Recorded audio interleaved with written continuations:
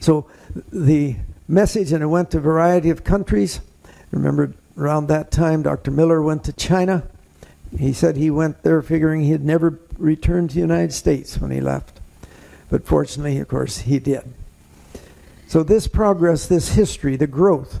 Then there was Dr. Kellogg, the famous doctor. You've all heard of him. Of course, if you haven't, of the Kellogg Industries, his brother and he were involved in that. But Ellen White and her husband helped finance and send him to medical school and for special training. He was to have the highest training of the land. He spent 3 years, I think it was, in Bellevue Hospital in New York City. And then he became the leading physician at the hospital over time. And God blessed his efforts. There we go. Let me read here. It's maybe hard for you too. My dear brother, as I have before written to you, I know that the Lord had placed you in a very responsible position, standing as you do as the greatest physician in our world. That would be hard to take if you were a physician to hear that. A man to whom the Lord has given understanding and knowledge, that you may do justice and reveal the true missionary spirit in the institution, which is to represent truth in contrast to error. As you looked to God in your critical operations, angels of God were attending by your side, standing by your side, and their hands were seen as your hands, performing the work with an accuracy that made the beholders surprised. Great blessings this man received. Who has been by your side as you have performed these critical operations? Who has kept you calm and self-possessed in the crisis, giving you quick and sharp discernment, clear eyesight, steady nerves, skillful precision? The Lord Jesus has sent his angel to your side to tell you what to do. A hand has been laid upon your hand.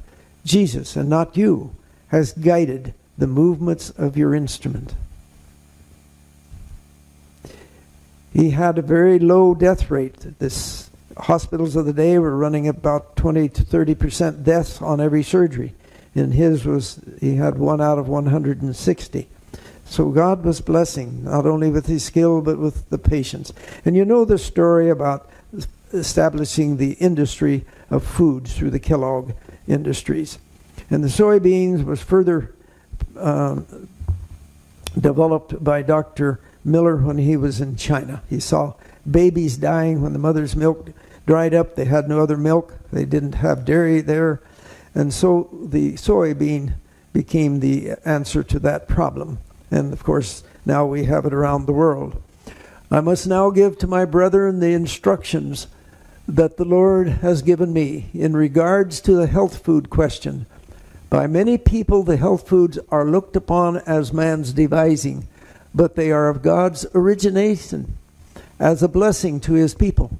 The health food work is the property of God and is not to be made a financial speculation for personal gain. You know, there's been great changes over that, but through the ages, it's amazing how many places in the world today the church operates some large establishments in Western Europe, Germany, Australia, Argentina, and some other places that have food manufacturing. Australia, something like 300 million a year in their establishment there. Gives you a little idea. The light that God has given me, has given and will continue to give on the food question is to be to his people today what the manna was to the children of Israel. The manna the manna fell from heaven, and the people were told to gather it and prepare it to be eaten. So in the different countries of the world, light will be given to the Lord's people. Health foods suited to those countries will be prepared. But there were some storm clouds. This all I've been giving you the success. But in the background there were some problems occurring. Dr. Kellogg had had access to his wife's relatives and began to absorb a particular idea, a particular concept that he thought was great, and he promulgated that. But it was not of the Lord. And it began to create problem. In fact, it came to where it almost split the whole church. Almost the church's demise. Some of the leading men followed him. We want to look a little bit at that in detail, because what occurred to him, the foundation of his concept, is the foundation of the things I'm going to expose. One and the same. In 1899, the General Conference session, Ellen White in Australia was given a vision.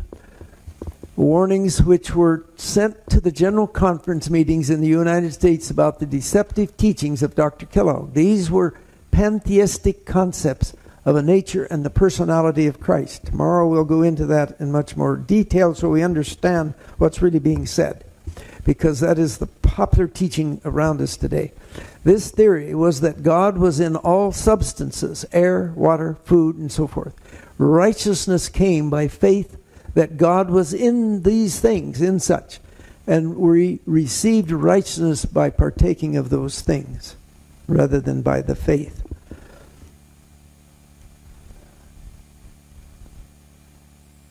All right. We have here, now this is what Doctor wrote for the, I believe it's the General Conference Bulletin 1897. Let's read those. I can read them better if I look here. We have here the evidence of a universal presence. I've underlined the word presence. I want you to notice this. An intelligent presence, an all-wise presence, an all-powerful presence, and a presence by the aid of which every atom of the universe is kept in touch with every other atom.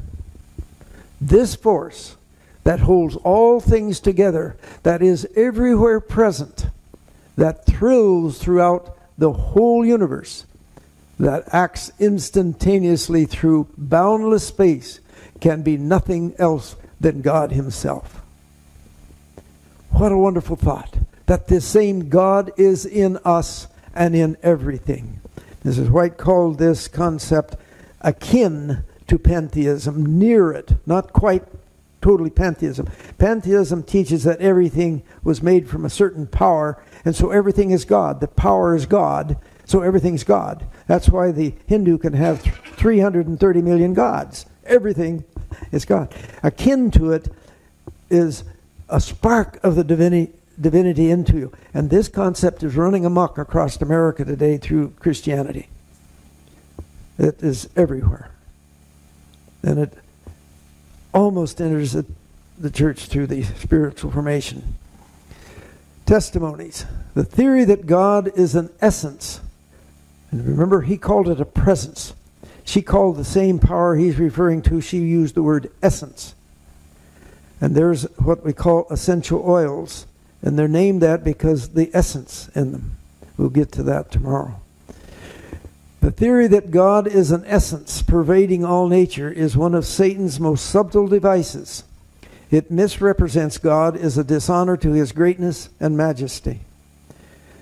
As you know, this gradually caused the downfall of the medical school, and we lost the sanitarium. It was in a corporation's name, not in the church's name, and the whole loss of the medical institution. And first there was the fires that brought about destruction. In 1902 was the first Battle Creek, and then the Review and Herald, and so forth. And they could not seem to put those fires out.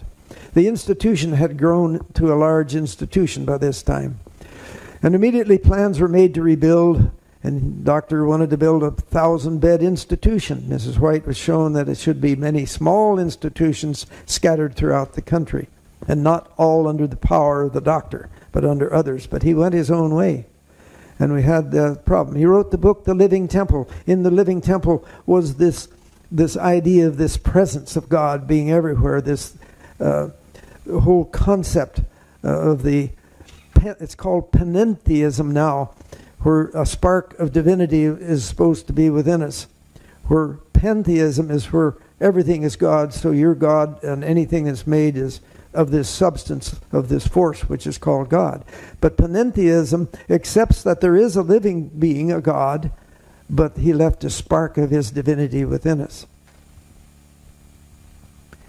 Selected messages. We need not the mysticism that is in that book. Those who entertain these sophistries will soon find themselves in a position where the enemy can talk with them, literally talk with them, and lead them away from God. And tomorrow, in church time and in the afternoon, we're going to be dealing with this very subject. That which Dr. Kellogg was being reprimanded for in believing is the foundation of the New Age alternative therapies that have swept through our country in the last 40 years or so. The very same absolute foundation, that core issue of the, quotes, essence, is what's behind them. In the book Living Temple, there is presented the alpha of the deadly heresies. The omega will follow and will be received by those who are not willing to heed the warning God has given. Now, the omega involves a variety of spiritualism activities. I believe the things that I'll be exposing is part of it, not all of it. There's other things in theology and so forth, many different ways. But I believe this is part of it because it's the same core explanation of the supposedly actions of these things, is this core essence, the presence or the essence. The Alpha and the Omega, be not deceived. Many will depart from the faith, giving heed to seducing spirits and doctrines of devils. We have now before us the Alpha of the danger. The Omega will be a most startling nature. You all have heard about this for many years, but I think what we're presenting today and tomorrow has not been presented. Of all the books that I've read, 45 years I've studied this subject, and of all the books written by people exposing these alternative therapies, we'll be giving tomorrow a more foundational understanding than any of those books have given.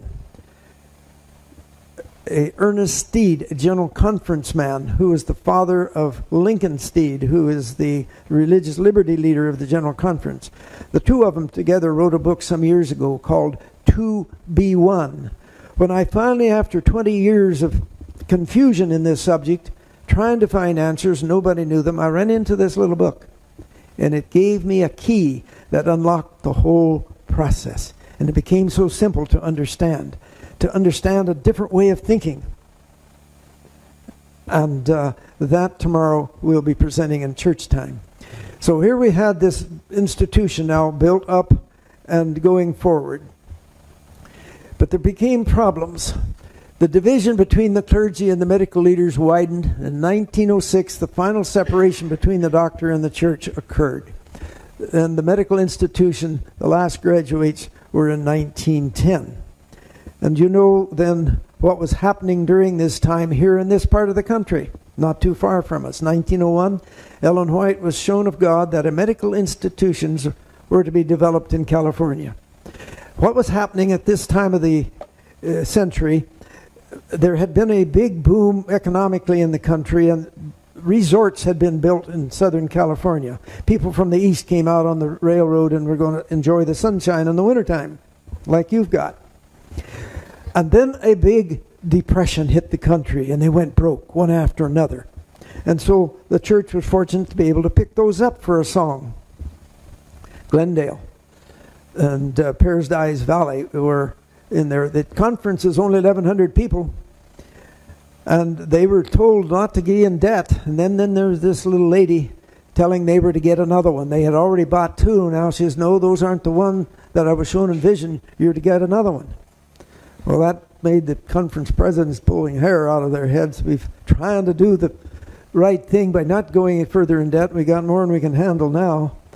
And so you probably know the story of how Elder Burden borrowed money on his own, put $1,000 down. I think they got Loma Linda for around $40,000. And that's how that one came out. That had gone broke. But a beautiful institution. So there we have in 1901, Ellen White saw in vision a special medical institution to be established in Southern California. A great educational center would rise at that location. And then in 1905, Loma Linda was purchased by Elder Burden. In June that year, she visited and she recognized what she had seen in vision, the very grounds that she was on. And that's what it looked like. I had the privilege of 2 years having my meals in the dining room of this institution that was still there. The nursing students were living upstairs. Were some of you here, nurses ever lived there as dormitory? Anybody there? And then they had built Lindsay Hall, another one for them. But there were 64 rooms in this. Let's look at a picture of it on a different angle. Quite an institute. Oh, let's go back here. Things don't always follow suit. There we go. That's... It refuses. Okay, that's beautiful, wasn't it? $40,000, I think, is what the price was. And that was a song in that day, and they just barely got it by a few moments. To the money arrived in an envelope, or they were going to lose it within an hour. That somewhat similar to that happened not too long back, I understand. All right, let's go forward. First nursing group, the baby born. Ellen White giving dedicatory address. The students doing hydrotherapy. It's interesting, wearing suits on there. We enjoyed taking the class of hydrotherapy. We called it water. That was a water class. Now the students were going out on Sabbath to do some missionary activities. They're in the laboratory looking at their microscopes. This is a little later on after establishing. God was in control. 1905, the nursing school. 1909, the medical school opened. The training to be of the highest order. Students to have the privilege of maintaining a living connection with the wisest of all physicians, from whom there is communicated knowledge of a superior order. At that time, do you remember what the name of the school was? Right, that's what my excuse me, my diploma says. Then they gave me a second one later.